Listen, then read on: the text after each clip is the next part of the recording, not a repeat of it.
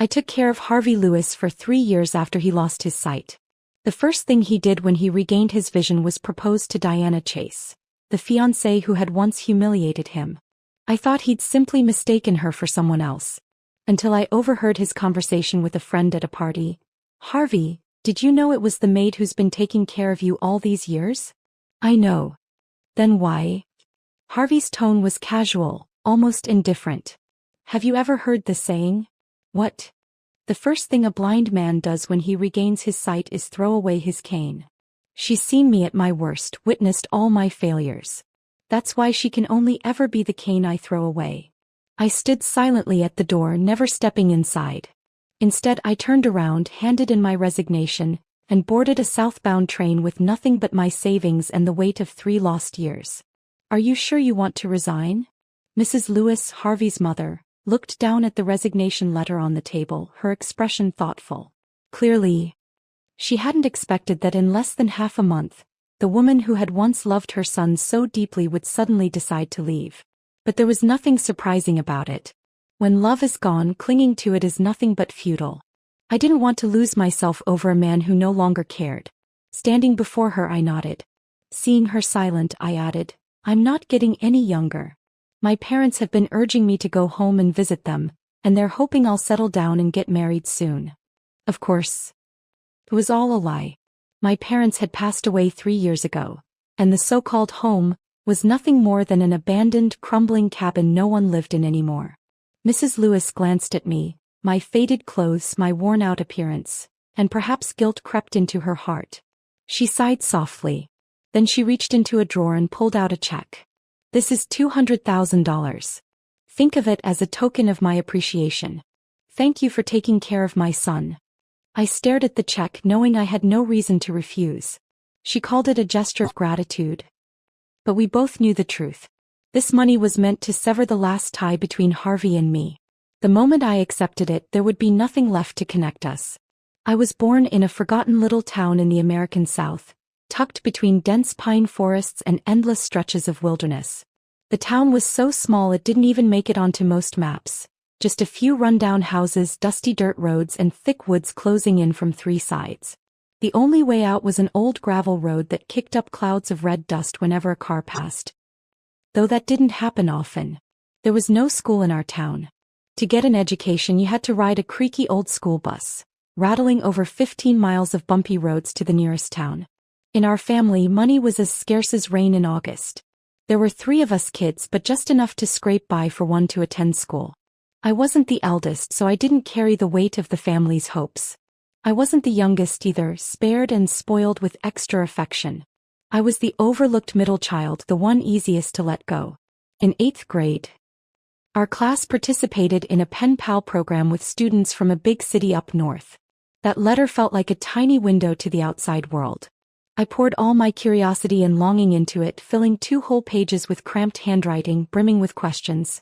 Are there really cars that can carry people for hundreds of miles? Do city kids have to walk as far as we do just to get to school? I never expected a reply. My cousin had spent some time in Atlanta, and she claimed city folks didn't care about kids like me from the sticks. They carried themselves with an air of superiority, looking down on anyone with dust on their shoes. But a month later, a letter arrived.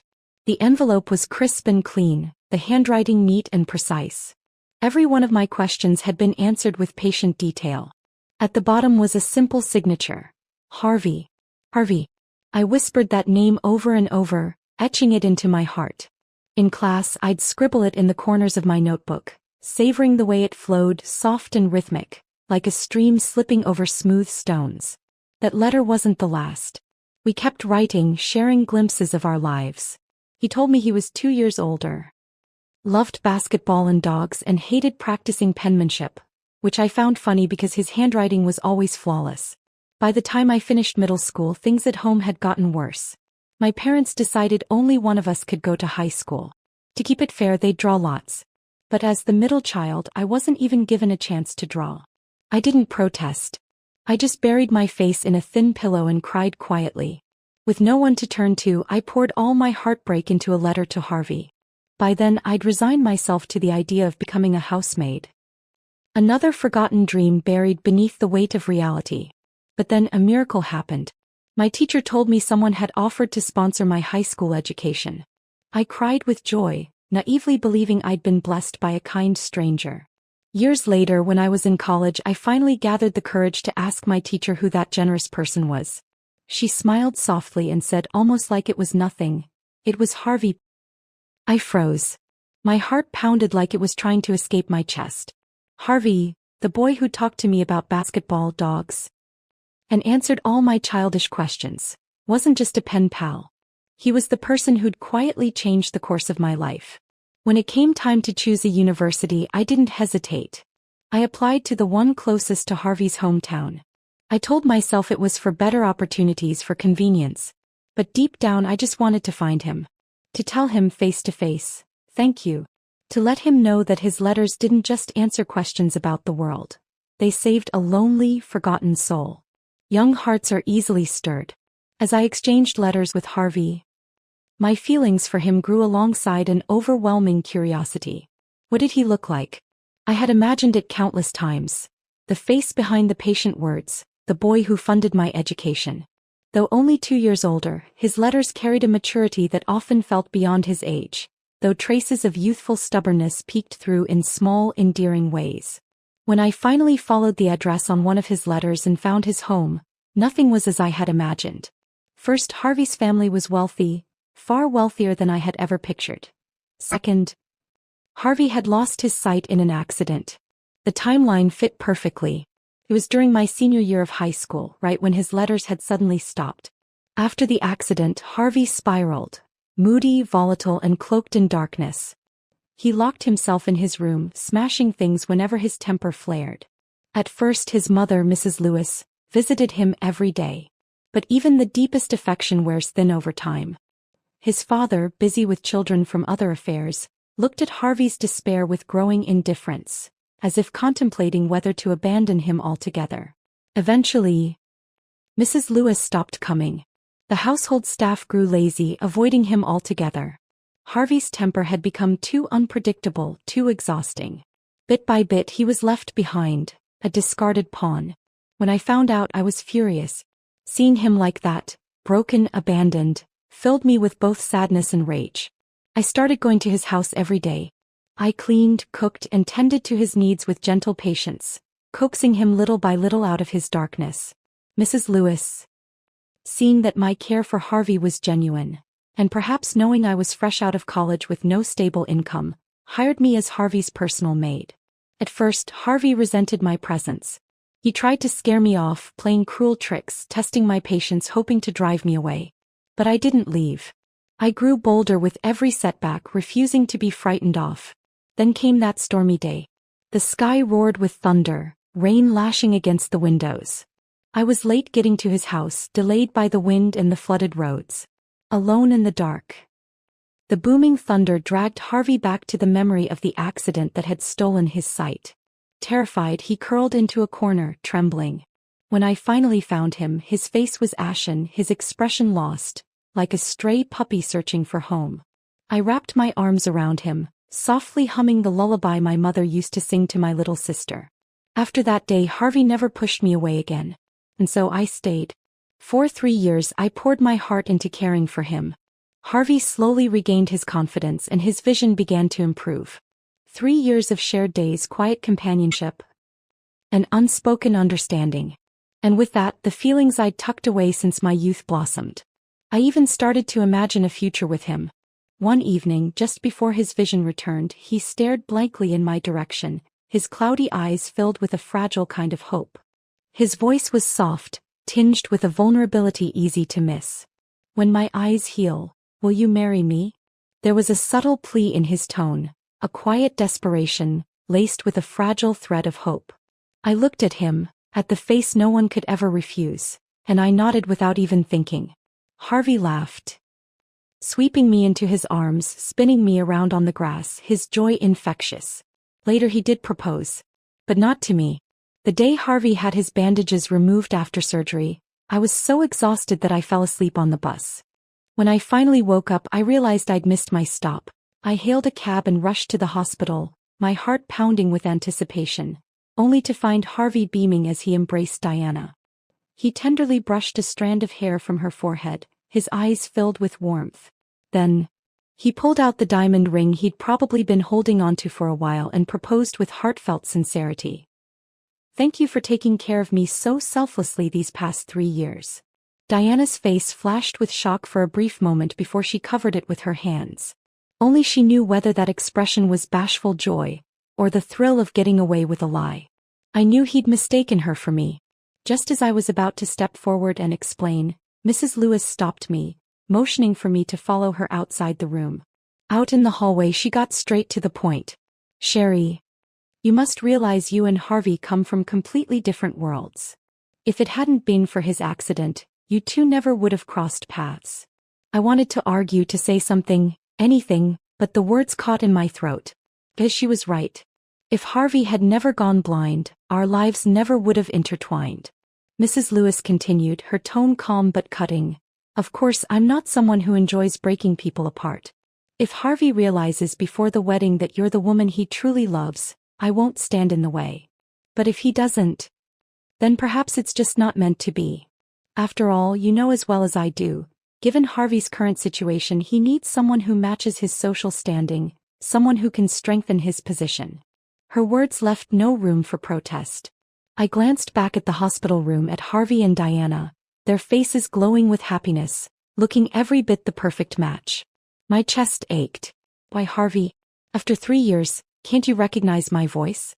Do you still not know my name? I've told you more times than I can count. I'm Sherry Smith. Can't you remember that? You could have mistaken anyone else. But why her? I'll never forget the first time I saw you, Harvey. You were sprawled on the ground, desperately feeling around for your fallen sunglasses. And Diana, she crushed them under her heel, towering over you with that smug grin. Look at you, Harvey.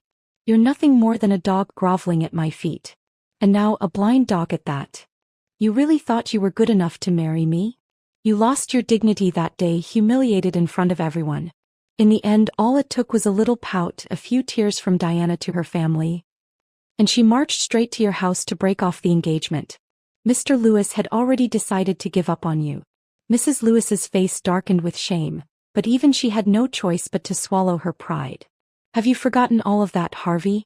When Mrs. Lewis and I returned to the hospital room, Diana had already accepted Harvey's proposal. She looked at me with smug satisfaction, her chin slightly raised as if she'd just claimed victory. "Go peel me an apple," she commanded, her voice dripping with arrogance. It wasn't about the apple. It was a declaration. "Look at me. No matter how hard you tried, Harvey loves me." A wave of sadness and fury crashed over me. For a brief moment I wanted to turn around and run. But then Harvey's voice cut through the fog of my thoughts. "And who's this?" he asked, glancing in my direction with a puzzled look. Mrs. Lewis didn't miss a beat. "She's the personal maid I hired for you. Very diligent and responsible." Harvey nodded slightly, no suspicion in his eyes. "Since you're the maid and Diana wants an apple, go peel one for her." Just like that. As if I were nothing more than a stranger in his life. A nameless servant. As if the past 3 years had been nothing but a figment of my imagination. I stood frozen for a moment, then slowly picked up an apple and a knife from the bedside table. My fingers trembled slightly as I began to peel. Diana watched me with smug delight, her voice turning sweet and syrupy as she leaned toward Harvey, giggling softly.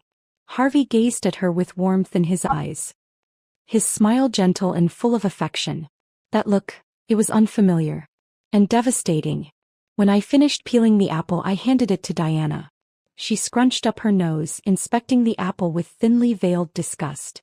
"Harvey," she whined, "have her put on gloves and peel another one. I don't want to eat something her dirty hands have touched." Harvey, eager to please her, didn't hesitate. His face darkened slightly as he turned to me. "Can't you handle something as simple as peeling an apple properly?" I bit the inside of my cheek, fighting back the sting in my eyes. I nodded, my voice catching slightly. "I'm sorry, Miss Chase. I'll redo it." I put on gloves and peeled another apple, trying to steady my shaking hands. But when I handed it to her, she pouted again. "The peel is uneven. I don't eat apples with broken peels." So I picked up another apple. And another. Each time she found a new reason to reject it. Too thick, too thin, not shiny enough. By the time I'd gone through every apple in the room, my hands were numb, my heart even more so. Finally, Diana stretched lazily and sighed. Forget it. I don't really feel like eating an apple anymore. I clenched my jaw so tightly I thought I might crack a tooth. I knew exactly why she was doing this. It was because of Harvey. Back when she'd humiliated him, I was the one who stood up for him time and time again, exposing her cruelty. Now that Harvey had his sight back, and with it his value in the family business, Diana wanted to reclaim him. But I was in the way. The woman who had truly been by his side for 3 years, the one who'd picked him up piece by piece when no one else cared, was nothing more than an obstacle in her path. After Harvey was discharged from the hospital, the Chase family wasted no time. They met with Mrs. Lewis to finalize the wedding arrangements. The date was set for a weekend just 2 weeks away. 2 weeks. That was all the time I had left. The truth was, I didn't want to give up on him. But what I didn't realize was, Harvey had given up on me long before I even knew it. At Harvey's engagement party, one of his friends kept shifting uncomfortably, clearly debating whether to speak up. But guilt has a way of gnawing at a person, and eventually, it won. Harvey, his friend said hesitantly, glancing around before leaning in, you do know it was your personal maid Sherry who's been taking care of you all these years, right? Harvey swirled the wine in his glass, unbothered. I know. Then why? Harvey's tone was light, almost indifferent. Have you ever heard the saying? His friend looked puzzled. What saying? The first thing a blind man does when he regains his sight is throw away his cane. She saw me at my lowest, my weakness, my failures. That's all she'll ever be, a cane I no longer need. I was standing just outside the door when I heard it. For a moment I thought my legs might give out. Sadness surged through me, sharp and suffocating. The man I had adored for years, the one I thought I'd saved, had become the very knife carving wounds into my heart. I stood there for what felt like forever, long enough for my legs to go numb, my heart even more so. Staring at Harvey from afar, I felt something inside me shift. An invisible line dividing the man I had loved from the man standing in that room. Maybe my Harvey had died the year I first met him. I didn't stay for the party. I turned around, walked away, and handed Mrs. Lewis my resignation letter. I didn't have much to pack. Just a single suitcase, everything I owned stuffed inside. I lied to Mrs. Lewis. This time I wasn't going back home. There was nothing to return to. My parents had been gone for years, and my childhood friends had long scattered, chasing lives of their own. I didn't know where I was going. I opened my phone, picked a random train heading south, and bought a ticket. Maybe I just wanted to see what the world looked like beyond the ruins of my heartbreak. When the train finally arrived, I stepped off and turned back for one last look at the city I was leaving behind. It looked the same as the day I arrived. But I wasn't. Some people come into your life like fleeting shadows. Brief, weightless, destined to fade. In the end, no matter how tightly you hold on, they'll slip through your fingers, lost to the endless sea of faces. The train kept heading south. I didn't know where I was going, so I decided I'd get off wherever the train decided to stop. My first stop was Ruston. The sky here was unbelievably blue, the flowers vibrant and full of life. I tried to heal piece by piece, smoothing over the scars left behind. But the harder you try to forget something, the more it clings to you. One day I received a video from an unfamiliar number. It was Harvey. He looked different, more disheveled, with a shadow of exhaustion etched into his face. In the video, one of his friends was half joking, half serious as he spoke. Your maid's gone. Why don't you go apologize? Just say you were joking. Harvey was silent for a moment, then gave a lazy smirk, swirling the wine in his glass. I wasn't joking. What's there to explain? Besides, why should I apologize? She's the one who left without a word. Where's the sense of responsibility in that? And who knows, maybe she's just playing hard to get. His friend laughed, eager to agree. Yeah, she liked you so much. I bet she'll come crawling back in a few days. I mean, look how she cared for you when you were blind, like she couldn't live without you. Harvey chuckled softly. Then, with an almost careless shrug, he added, even if she's dead, I wouldn't go looking for her. The video ended with Diana running into his arms, her laughter ringing in the background. I stared at my screen, frozen, feeling as if someone had poured ice water over my entire body. But the coldest part wasn't my skin, it was my heart. Even if she's dead, I wouldn't go looking for her. The man I had loved for 3 years, the man I had cared for through every dark and broken moment, I had never truly known him at all. Maybe he'd never shown me who he really was. Maybe I was just a fool spinning in circles. A clown in a show I didn't even realize I was part of. I knew this was Diana's doing. She wanted to gloat. To say, see? Even when Harvey knows the truth, he still chooses me. You were never anyone to him. I deleted the video without a word. Then I sat quietly by the river, letting the evening breeze brush against my face. Staring at the still water, my heart heavy, I wondered how to let go of someone I couldn't forget. But I knew I couldn't keep living like this. I stood up, trying to shake off the ache in my chest, and began walking along the lakeside, hoping the movement would clear my mind. Suddenly, someone yanked me back with such force that I stumbled and fell hard onto the ground. "Don't do it," a voice shouted above me. I blinked, startled, and looked up into the face of a young man. His black hair fell messily over his fair forehead, and his emerald green eyes, sharp and vivid, were filled with genuine concern. "Are you okay?" he asked softly, his gaze scanning me for injuries. I pushed myself up, brushing the dirt off my clothes. "I'm fine." He didn't seem convinced. "If you're feeling overwhelmed, you can talk to me. Don't do anything drastic, okay?" It took me a second to realize what he meant. I shook my head quickly. "Wait. No, I wasn't trying to jump into the river." His words caught in his throat and his face flushed bright red. "Oh, I'm sorry. I saw you standing there alone and..." I watched him stammer, his embarrassment making him fumble even more. "It's okay," I said with a small smile, amused despite myself. As I turned to leave, he hesitated, then awkwardly pulled out his phone and held it out to me. Can I have your number?" I raised an eyebrow.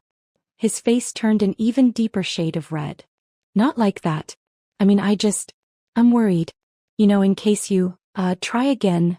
I stared at him for a moment, then sighed, trying not to laugh. "I told you, I wasn't trying to kill myself." He scratched the back of his neck, clearly flustered. Right. Sorry. I didn't mean that. He couldn't even finish his sentence, stumbling over his words, his face now a brilliant crimson. There was something ridiculously endearing about it. I tilted my head, teasing, "Oh, I get it. You like me, don't you?" His eyes widened in horror. "No. Not like that. Watching him stammer and fumble, cheeks burning, made something inside me ease. For the first time in a long while, I didn't feel heavy. In the end, we exchanged numbers and names. His name was Jacob, a college student. He lived nearby and liked to go for night runs. It just so happened that tonight, on one of those runs, he saw me standing alone by the water and, in a panic, thought he was saving me from myself. After spending some time in Ruston, Jacob and I grew closer. What started as light teasing and casual jokes slowly revealed something deeper. I realized Jacob genuinely liked me. But we never acknowledged it. That fragile, unspoken thing sat between us like glass, thin and clear, just waiting to shatter. Friends often say the best way to forget an old, broken love is to start a new, healthy one. But it's not that simple. 3 years with Harvey wasn't a fleeting affair.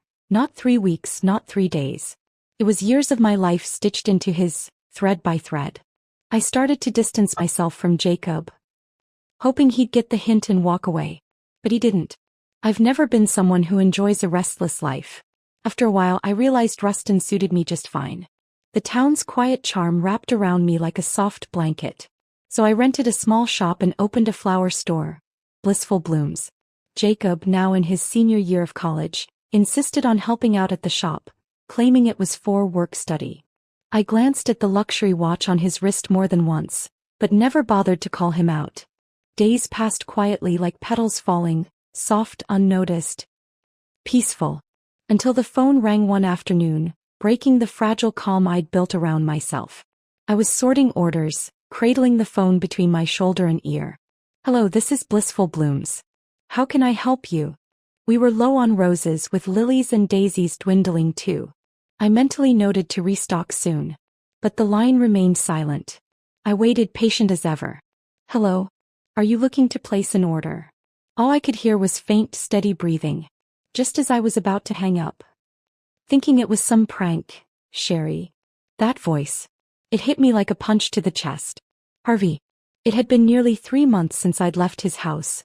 3 months since I'd heard that voice. My pen froze mid-scribble. I swallowed hard, forcing my heart back into place. My voice was steady when I spoke, sharp edges hidden beneath polite indifference.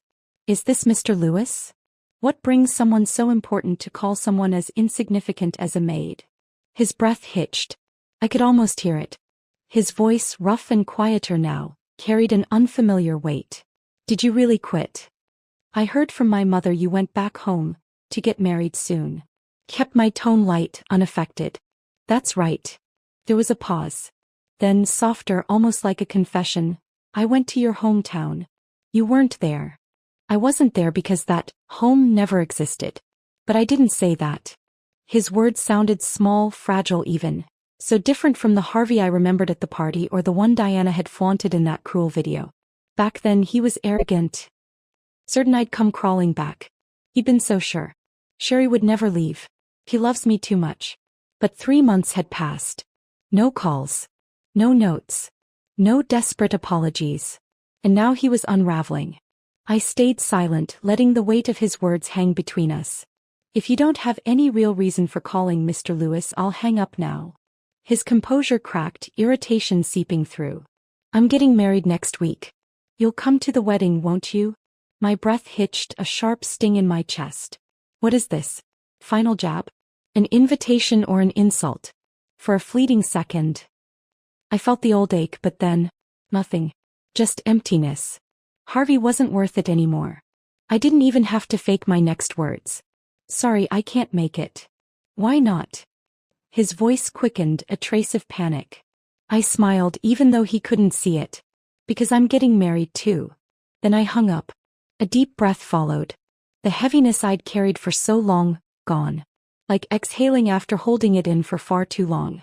That's when the shop's bell chimed. I turned and there was Jacob standing in the doorway, sunlight framing him like some accidental masterpiece. He held a bouquet of roses. Wearing a crisp white shirt, the sleeves rolled up casually. My heart skipped. I thought I'd never feel this again. After Harvey, I'd convinced myself love wasn't for me. Not real love, not the kind that doesn't hurt. But maybe I'd underestimated myself. We meet so many people in this life. Why waste forever mourning the wrong ones? Jacob, oblivious to the storm inside me, walked in like he always did, assuming I wouldn't accept his flowers. So, as usual, he placed them neatly in a vase, changing the water with meticulous care. But this time, I stepped forward. I plucked a single rose from the bouquet, twirling it between my fingers before looking up at him with a soft smile. Jacob, I said, my heart lighter than it had been in years, let's give this a try. The flower shop was closed that day. Jacob practically dragged me out of bed, his energy a stark contrast to my groggy reluctance. Today was our first official date since we started dating, and Jacob was taking it seriously, so seriously in fact that he'd gone out of his way to dress up. Standing in front of the mirror, he admired himself with exaggerated confidence. His arms wrapped lazily around my waist. Sherry, can I kiss you? He asked, grinning at his reflection and then at me. I covered my mouth, mumbling, I haven't brushed my teeth. No. Undeterred, he nuzzled the back of my hand, refusing to let me off the hook. Then tell me, do you like me? I sighed, trapped by his persistence, and nodded. Yes. I like you. A lot. Only then did he finally release me, satisfied with my answer. At the amusement park, Jacob held my hand tightly, studying the map with the focus of someone planning an expedition. After a few rides, he insisted I sit and rest while he went to buy ice cream. I sat down, lazily flipping the park map in my hands, when a shadow suddenly fell over me. Smiling, I looked up, expecting to see Jacob. You're back already? That was fast. Our next ride should be the Ferris wheel. But the words died in my throat. It wasn't Jacob. It was Harvey. His face was unshaven, his appearance slightly disheveled, a far cry from the polished man I once knew. But when he saw me, his eyes lit up with something close to relief. My smile faded instantly. Harvey stepped forward as if to hug me, but I sidestepped, putting space between us.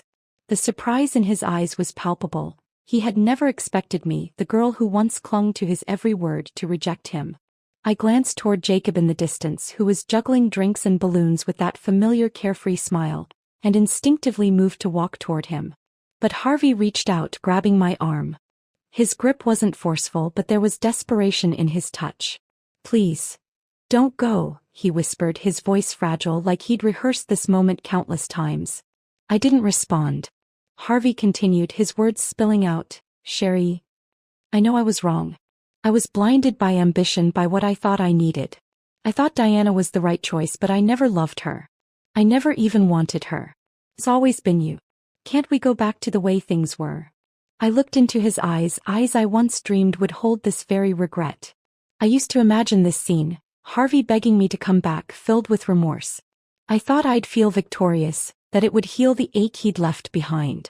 But standing here, I felt none of that. No satisfaction. No ache. Just emptiness. Maybe even a hint of amusement at how small he suddenly seemed. I gently pulled my arm from his grasp, my voice calm and steady. "Harvey, you were right all along, we were never the same. We come from different worlds. You're from a family of wealth and influence, and I'm just an ordinary girl with nothing to offer you but myself. I thought that was enough. I thought if I loved you hard enough, I could bridge that gap. I was wrong. I was foolish to think we had a future." I took a deep breath, my heart surprisingly light. "But the thing is, Harvey, I've woken up from that dream." His face crumpled, eyes filling with panic as he shook his head, trying to stop my words like they physically hurt him. No, Sherry, that's not true. Don't say that." He reached for me again. But Jacob arrived just then, stepping beside me and gently taking my hand. He didn't say a word, didn't interfere, but his fingers intertwined with mine, grounding me. I squeezed his hand softly, then turned back to Harvey, offering a small smile, one filled with genuine warmth, but no trace of the girl who once ached for him. "Harvey, stop holding on to the past. We both deserve to move on." I reached into my bag and pulled out the check Mrs. Lewis had given me when I left.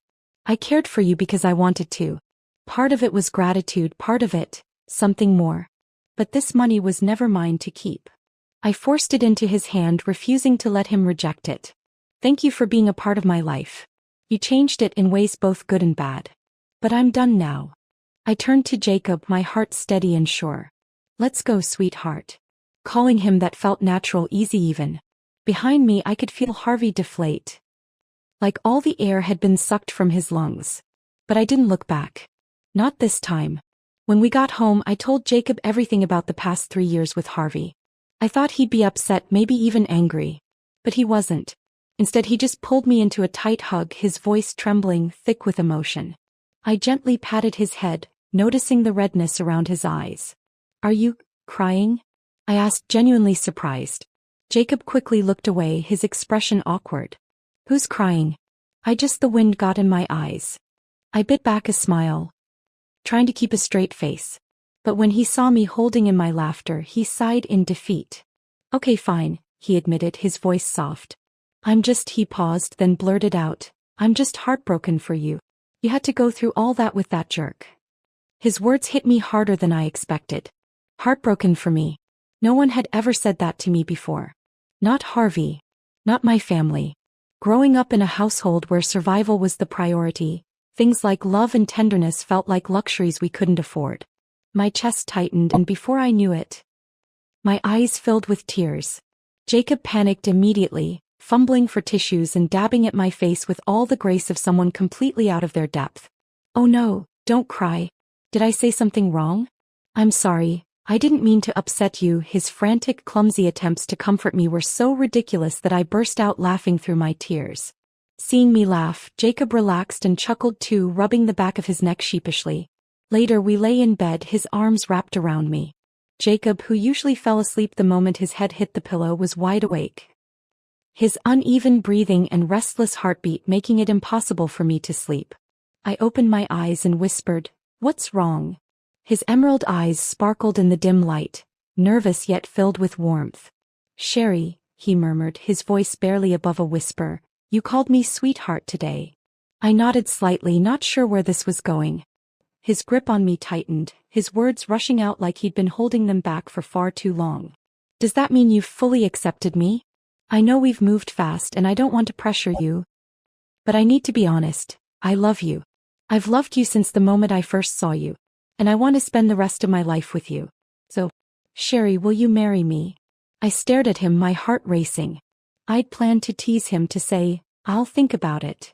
But when I opened my mouth, the words that came out were simple, clear, and certain. I will. And just like that, my heart found its home.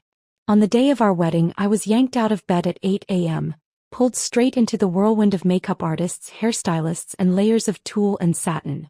Staring at my reflection, I barely recognized the woman in the mirror. Radiant, glowing, beautiful in a way that felt almost surreal. It was hard to believe she was me. Midway through the preparations, my phone buzzed. I picked it up without thinking. It was Harvey's friend. His voice was urgent, filled with panic. Sherry, where are you? Can you come over? Harvey's not doing well. He's on the verge of a breakdown. I froze, fingers tightening around the phone. For a moment I considered hanging up. But he sensed my hesitation and rushed to fill the silence, his words tumbling out in desperation. Did you know? Back in college, after a huge fight with his parents, they cut him off financially. But he still managed to send you money for your tuition. He worked 2 jobs, coding during the day, waiting tables at night. All for you. Sherry, he's always loved you. I'd always assumed Harvey's money came from his wealthy family. I never imagined there was more to the story. I stayed silent, not because I didn't care, but because I didn't know what to feel. Sensing he'd struck a chord, Harvey's friend pushed further. Think about all the good he did for you. The sacrifices he made. Yes. Harvey had been good to me once. But if he loved me so much, how did he become the person who shattered my heart without a second thought? Maybe people just change. I glanced across the room and there was Jacob, standing tall in his wedding suit, a soft smile playing on his lips as he waited for me. This is my future. I took a breath, my voice steady and clear. I'm sorry, but you shouldn't be calling me. You should be looking for a therapist, for him. We're done. Whatever we had is over. Please don't contact me again. I ended the call, blocked the number, and shut off my phone. Today wasn't about Harvey. It was about me, about Jacob, about the life we were about to build together. With that, I stood tall, smoothed out my dress, and walked toward the man waiting for me, ready to embrace the most important day of my life.